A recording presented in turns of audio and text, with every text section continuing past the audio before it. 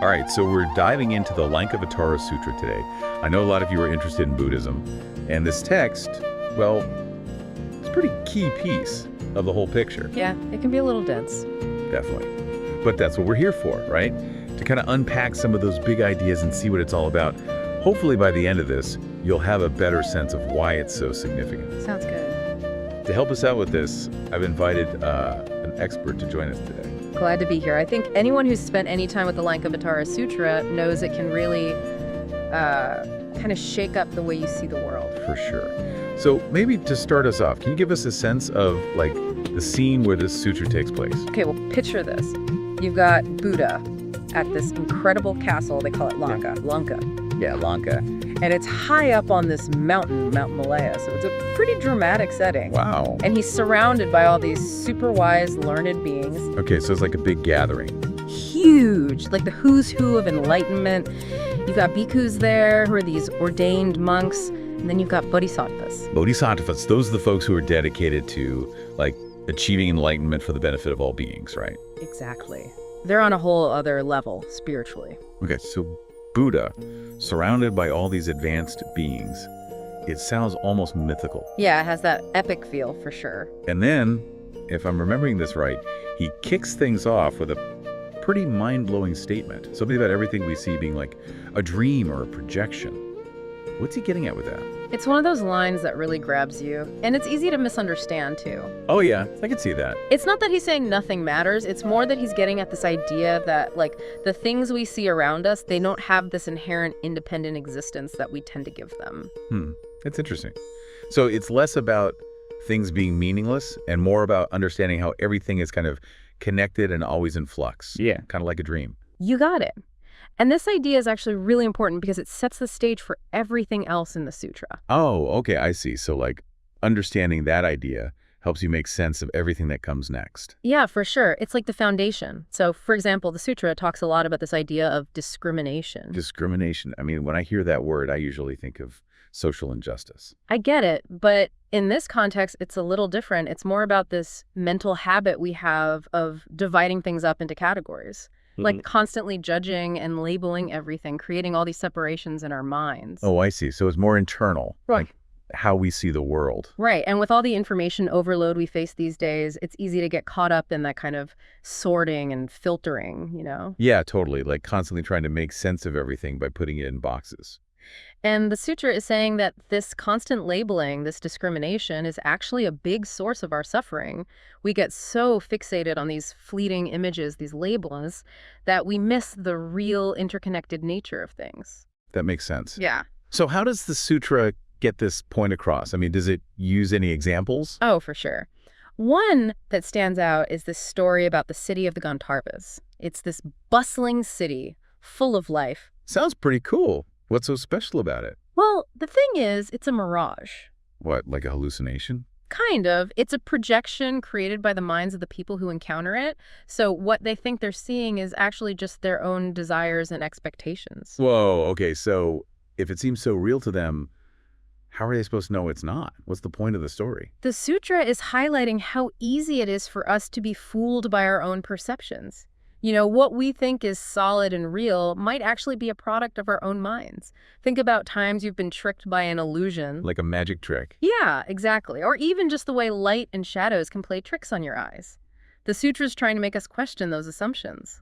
This makes me wonder about, like, all of reality then.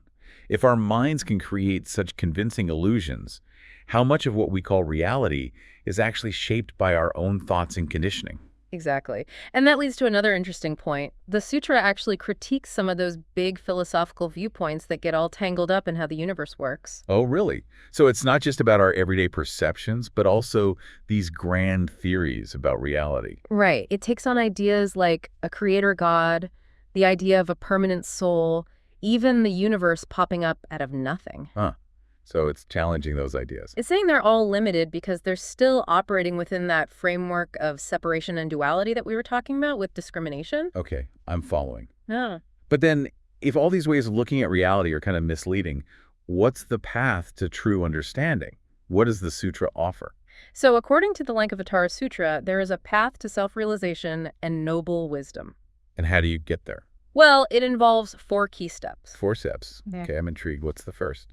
The first step is understanding that all things are manifestations of the mind. Wait, so you're saying everything is just our imagination? It's not quite that simple. It's not just about your individual mind. It's more about how all minds and perceptions kind of co-create the world that we experience. So it's like a collective creation then. I mean, I can see how my own beliefs and expectations shape my experiences.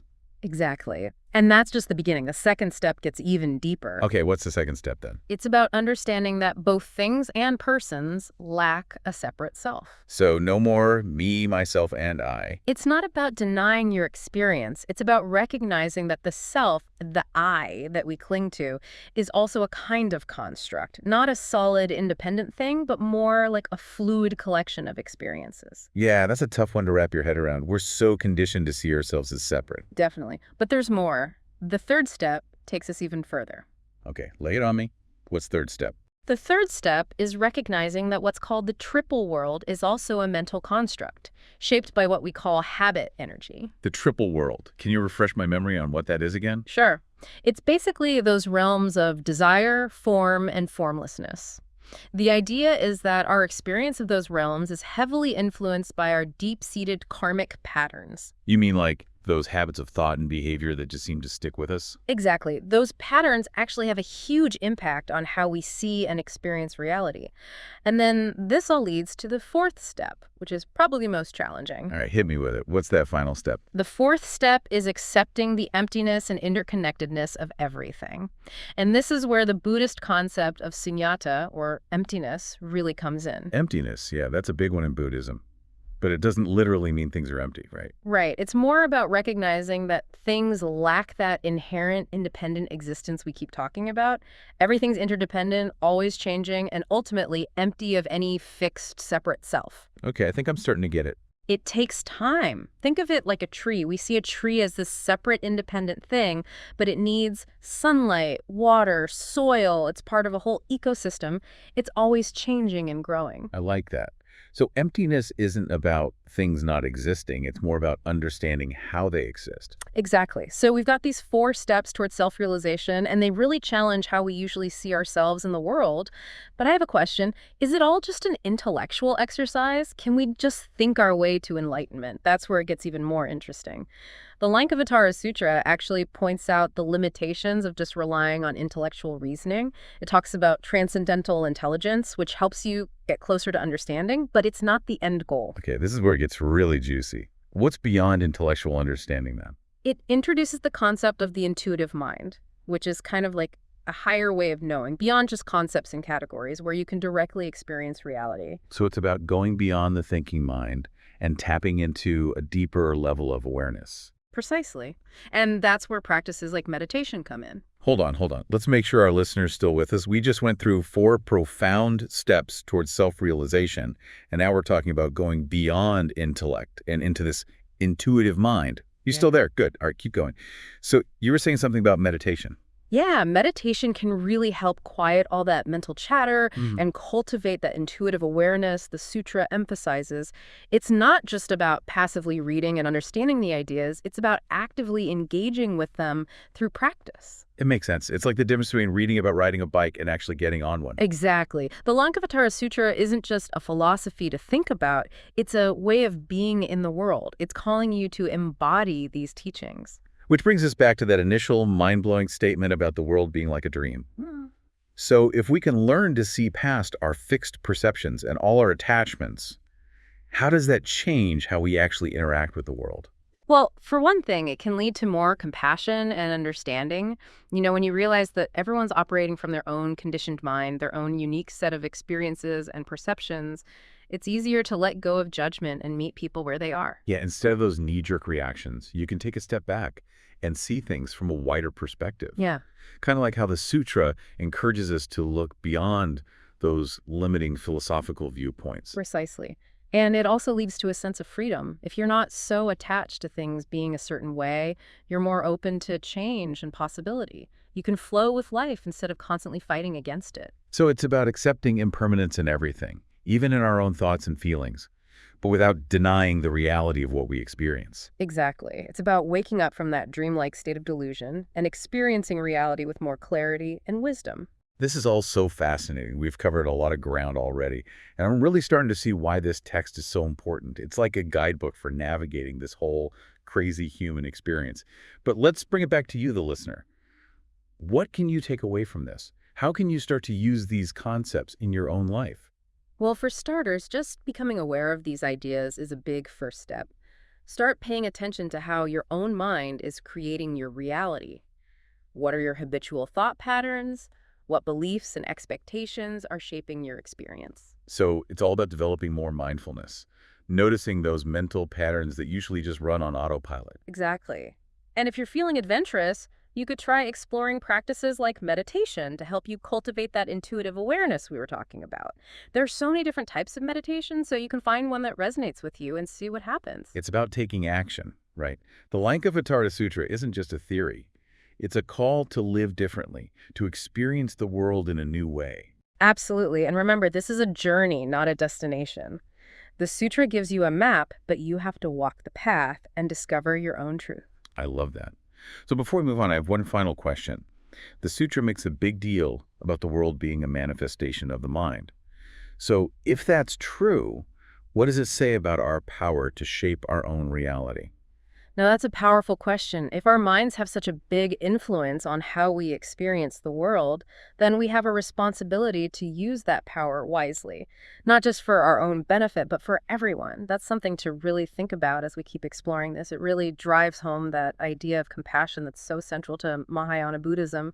They call it skillful action. Like, if our minds are really that powerful, then we have a responsibility to use that power for good. Not just for ourselves, but for everyone. So it's not just about like personal enlightenment, but about actually creating a more compassionate and just world. Exactly. It's about becoming a bodhisattva, someone who's dedicated to the liberation of all beings. That's a pretty inspiring goal.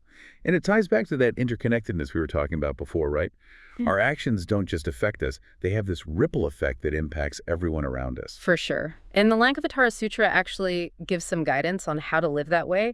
It talks about cultivating virtues like generosity, patience, wisdom. So it's not just a change in how you think, but a change in how you act. Like taking concrete actions that are aligned with those values. Yeah, it's about bringing that understanding of interconnectedness and emptiness into every part of your life. I imagine that's not always easy to do, though. I mean, we're surrounded by messages telling us to focus on ourselves, our own desires, our own ambitions. How do you reconcile that with this idea of acting for the benefit of all beings? It definitely takes a conscious effort. The sutra acknowledges that.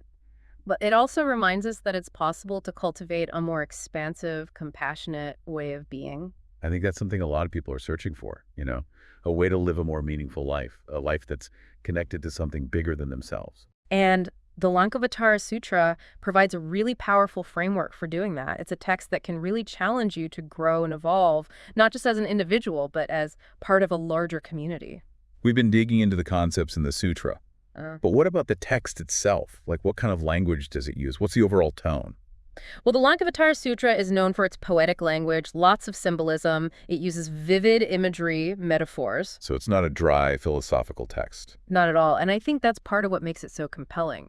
It speaks to a different part of us, a part that understands through intuition and feeling as much as intellect. I think that's one of the things that makes Buddhism so unique. It's not just about beliefs. It's an invitation to actually experience reality in a new way. Yeah, to wake up to the true nature of things. And the Lankavatara Sutra is a powerful tool for that. It doesn't shy away from the difficult parts of human experience, the suffering, the confusion, but it offers a path forward, a way to transform that suffering into wisdom and compassion. Do you have any advice for someone who wants to read the Lankavatara Sutra? Like, where should they start? There are so many great translations and commentaries out there. I'd recommend starting with one that speaks to you. Maybe one that has a good introduction or commentary to help guide you. Yeah, because it can be dense. And remember, it's okay to take your time. It's not something to rush through.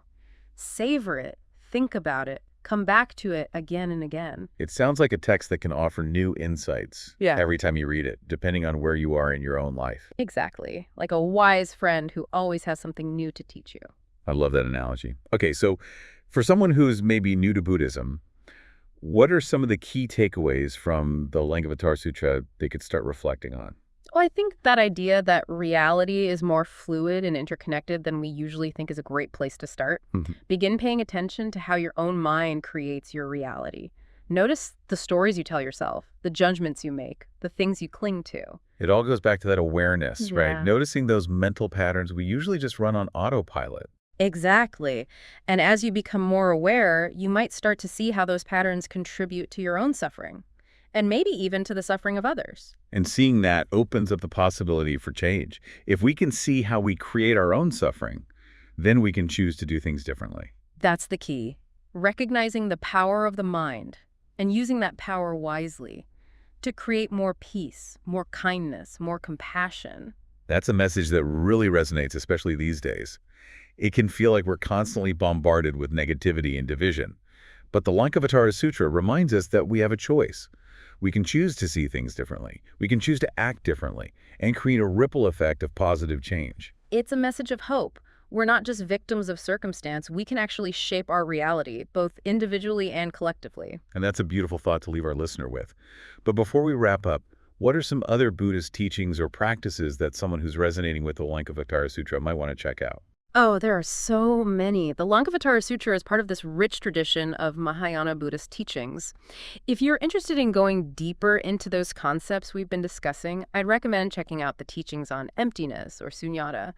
And then there are practices like mindfulness and loving kindness meditation. Those can really help you cultivate those qualities in your own life. It sounds like a whole world waiting to be discovered. There really is. And the amazing thing is, the journey of discovery never ends. There's always more to learn, more to experience, more to embody. And I think that's a perfect note to end on. The Lankavatara Sutra is a text that invites us to keep questioning, keep exploring, to dive deeper into the mysteries of the human experience. And I hope this deep dive has inspired you to do just that.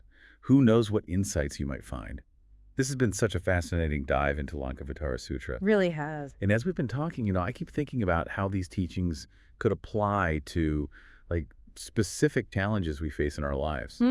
What kind of challenges are you thinking about? Well, like, let's say you're dealing with a really tough situation at work, Okay. or, maybe you're struggling in a relationship. Right. How can these teachings about emptiness and interconnectedness, how can those actually help in those moments? Yeah, that's a great question. I think the key is to remember that these teachings aren't just abstract ideas. Right. They're tools to actually help you transform your experience. Like when you're stuck in a difficult situation, it's easy to get totally overwhelmed by your emotions. You feel like you're just a victim of circumstance. It can feel like everything's just so solid, so fixed, and like there's just no way out. Exactly. But the sutra's reminding us that even those really intense emotions, they're not permanent. Oh, interesting. They're like waves, they rise and fall. Oh, I like that. And if we can remember that, it can create a little space, Mm. a little breathing room. Yeah, like a pause button in the middle of all the chaos. Yeah, exactly. And that's where those mindfulness practices can be so helpful. Right. Paying attention to your breath, your body, your thoughts, your feelings. Yeah. You can start to observe those waves without being completely swept away by them. It's like, yeah, cultivating that awareness we were talking about before, that ability to just see things clearly without judgment. Exactly. And as you get better at that, as you develop that awareness, you might start to notice how your own thoughts and beliefs are actually kind of feeding into the situation. Oh, interesting. Like what kinds of thoughts? Well, maybe you're holding on to certain expectations Okay. or clinging to a particular outcome. Yeah, and those attachments, those can cause suffering, right? Because if things don't go the way we expect, we get disappointed, we get angry. Exactly.